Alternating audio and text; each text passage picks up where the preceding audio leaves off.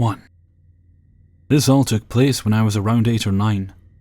I lived in one of the more poorer neighborhoods of Las Vegas, and had always been taught the dangers of adults with bad intentions. I had a best friend at the time, Gavin, who apparently had not been taught the same as me. Every single day, Gavin and I would walk home from school, the 3 blocks from the elementary school down to his house, and then finally mine at the end of the street. We had been doing this for the better half of the school year without incidents. However, all it took was one singular moment for that to change. Gavin and I were making our regular trek from school towards Gavin's house, making jokes and exploring what we were going to do that day. It was usually watching Pokemon and reenacting our favorite scenes from the most recent episode. As we turned onto his street, a beat-up old red truck stopped on the road, and a ratty-looking older man with a salt and pepper beard and bloodshot hues stuck his head out of the grimy-looking vehicle and immediately leaned towards Gavin and I in a sickly innocent voice, filled to the brim with worry. He asked us, "Would you help me find my dog?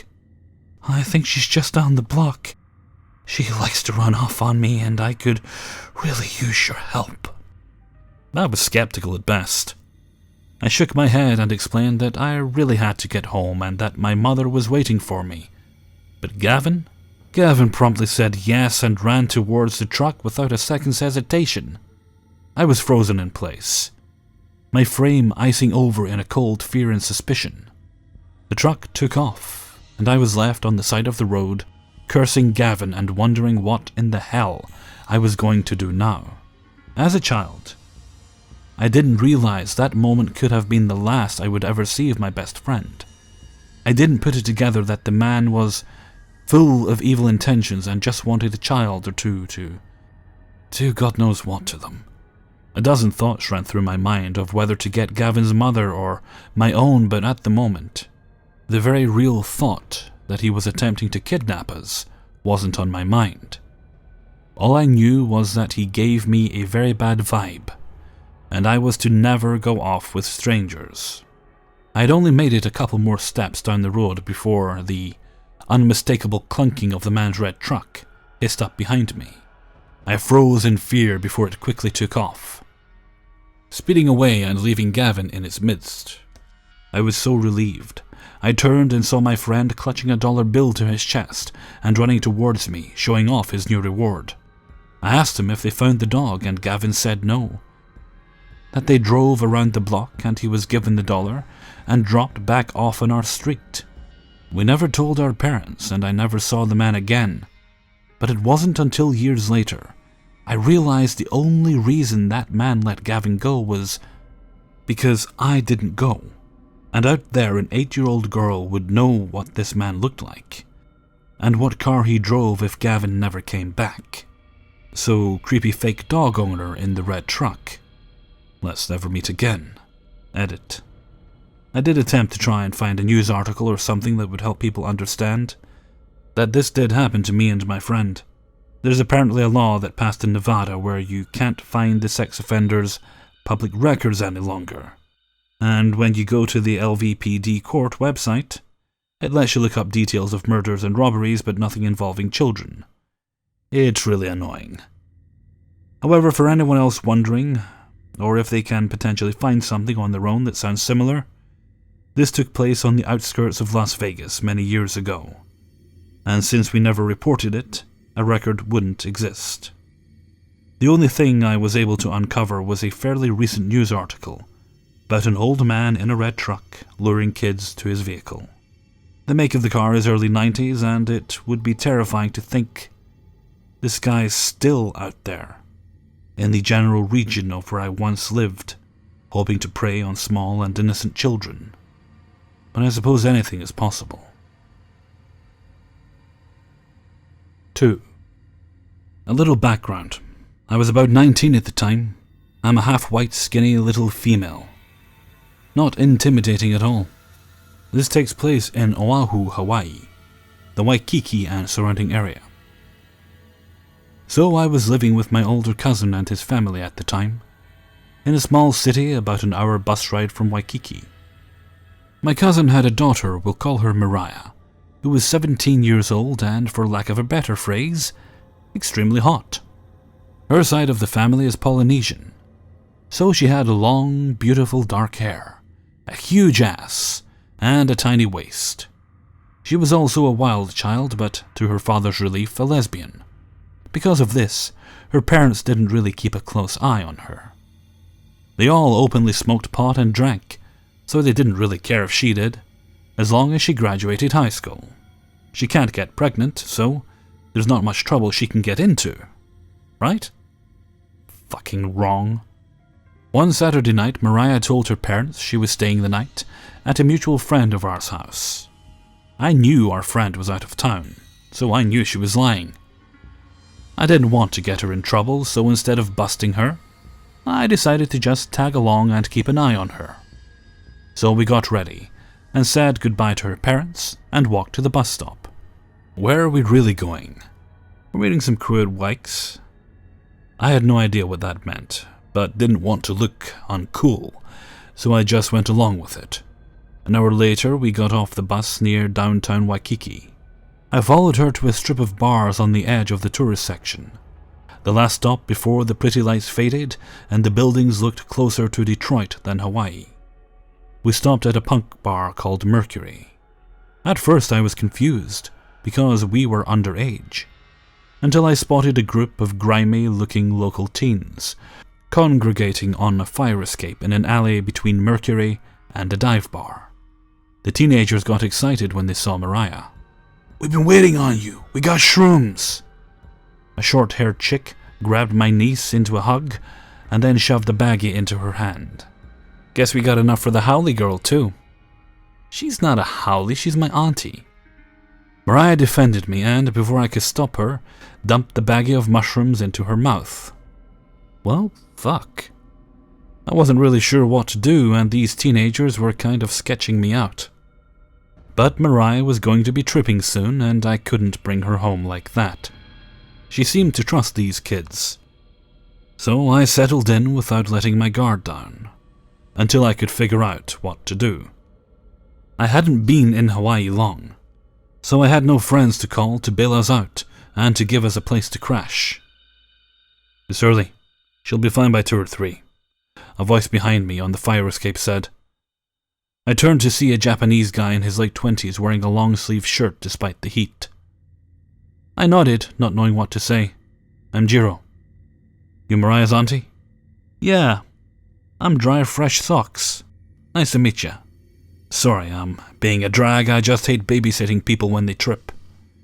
He laughed and shook my hand. We talked amicably for an hour or so, watching as Mariah started to trip. She was making an ass of herself and getting a little physical with her friends, male and female. Soon enough, one of the guys took it too far and grabbed her ass. She didn't mind at first, but he kept getting more and more aggressive.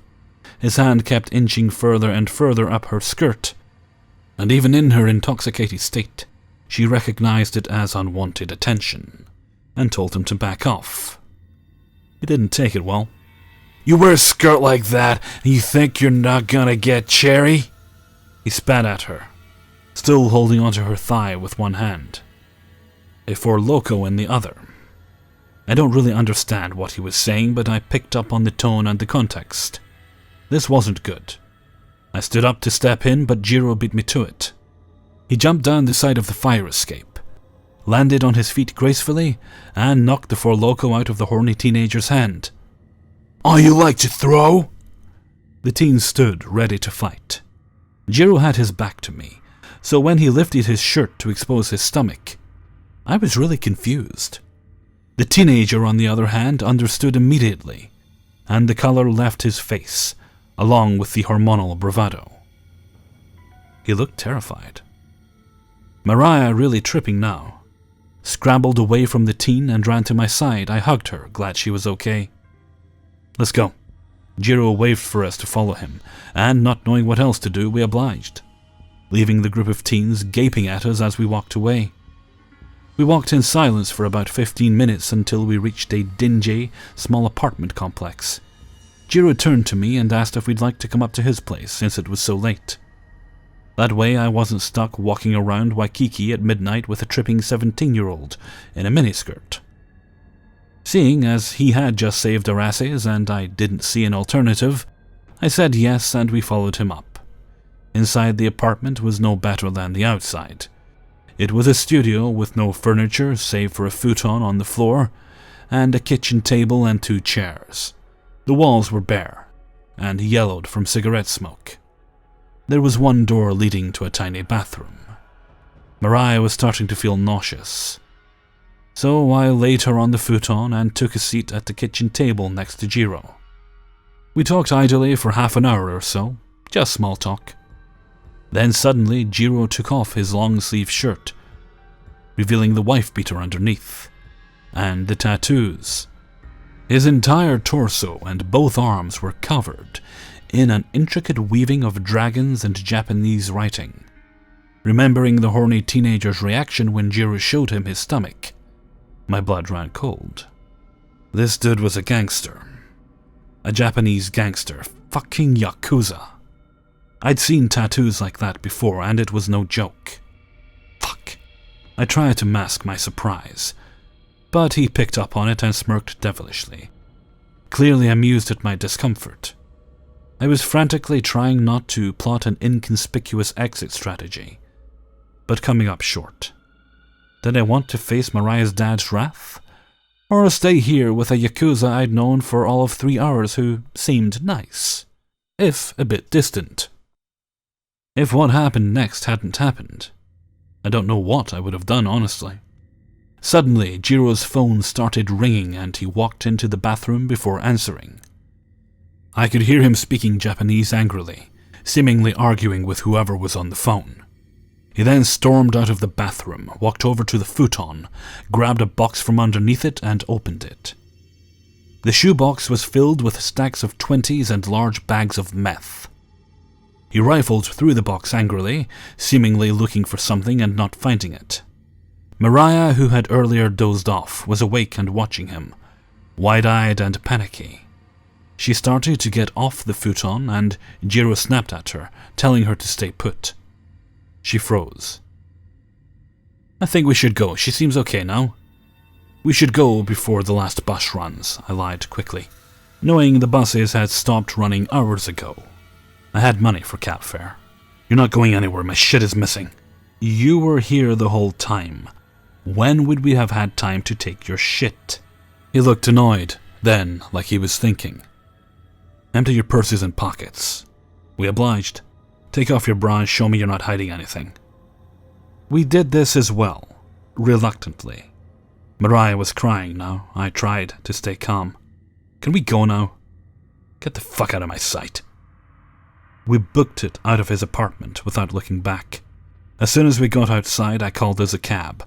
We rode home in silence, knowing we had dodged a bullet. I'd like to say Mariah calmed down after this, but that's not true. She's in her 20s now and just as wild. But as far as I know, she stayed away from shrooms and Yakuza since that night. Edit.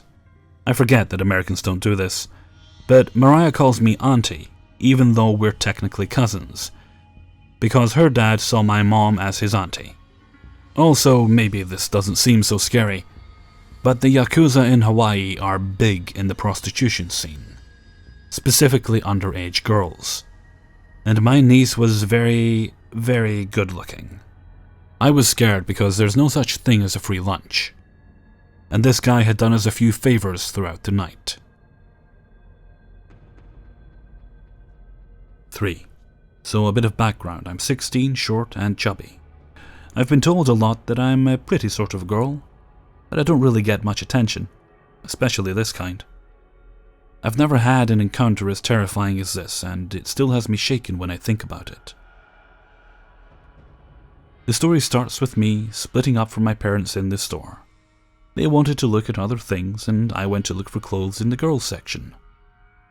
Now, the store was fairly empty, as it was just a regular afternoon in a small town. But one thing kinda got to me. There was a guy in the women's section looking right at me. I should explain by now that there were two, really. One of them came first, a young-looking guy who would skate on heels through the store, looking at me. Then he would disappear for a bit, and this new man would show up where I was. It made me super nervous, but I didn't do much yet. When the older one caught me looking back at him with suspicion, he started dawdling around, touching some of the clothes, adjusting his hair in a mirror. But this mirror was adjacent to me. I was in the clearance section, so I held up a see-through cheap shirt and pretended to check it out, while I looked through it to the mirror. He was staring right at me through the reflection. This, of course, freaked me the fuck out. So I put the shirt back down and moved out of his sight. For a few minutes all was well. Then I saw the skater move back past me.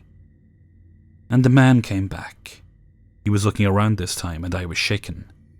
I felt hunted. For the first time in a while, I was prey. I took out my phone and texted my boyfriend that I was being followed in the store. He reasonably freaked out and told me to get to my parents immediately, which I should have. But I wanted to make absolutely sure. The pattern kept following. I would move out of his sight, the skater would look for me, find me, and the man would show up again. I'd had enough. I went to a place that was sparsely populated with some old women, and stuck close to them. The two boys looked angry, disappointed. And I texted my parents. Luckily, they were already looking for me, and came just as I texted them.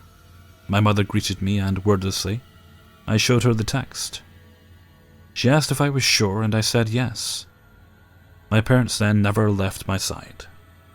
The whole rest of the time there, I glanced over my shoulder, and never left their side. I still saw the man sometimes, looking angry. As we checked out, there they were, very, very close to me, just to give a show of bravery, to satisfy my pride. I stood very close to them, acting oblivious to their plan. They were very, very angry at this. So to the two dudes who were probably trying to rape me, let's not meet again, okay? Hey everyone, Hellfreezer here, and thank you very much for listening to 3 True Scary Stories, episode 163. Thank you very much to everyone who allowed me to use their stories in this video. I would also like to apologize to anyone listening to my videos who happens to be from Hawaii for butchering any Hawaiian words contained in the last story there. I did look them up, but although I did use the pronunciation guides I found, I'm not sure how accurate any of them were. I did try. Well, I hope you guys had a nice Christmas or a nice Sunday, whatever you happen to be doing. I hope you all behaved yourselves and misbehaved accordingly. I'm actually recording this on the 23rd, on a Friday, just so I don't have to do anything on the Sunday or Monday. So hopefully I myself have had quite a mellow Christmas. That's usually how I like to do things. I would have gotten up late, as I often do, popped dinner in the oven, then headed off round to my sister's house to take presents round, although I most likely called my brother-in-law for a lift, because one of them's quite big, and I might have looked a tad silly carting a big purple chair through the streets. It's a gaming chair my niece wanted, so I got her that, and a few other odds and bobs as well. So yeah, that was hopefully my Christmas. That's how things should have gone. Okay, let's see where we are now. This will be going up on Monday. So Tuesday we'll have subscriber stories. Wednesday will be more scary stories. And I don't know what happened, but I have actually got 2 weeks for the glitch and the TIFUs. And I'm usually ahead with the paranormal anyway. I guess it's maybe just people are feeling very giving in September. But I somehow managed to get way more yeses to the videos that are hardest to do. The glitch and the TIFU are always the hardest to find stories for. But I managed to get plenty of stories to keep those going. So yeah, we're fine this week, and we should be okay next week for those stories as well. So, excellent. And I think I'm going to head off for now, because I've actually got the TIFU to record, and then I'm going to make the videos and collapse. So, Until next time, thank you very much for listening, and take very good care of yourselves.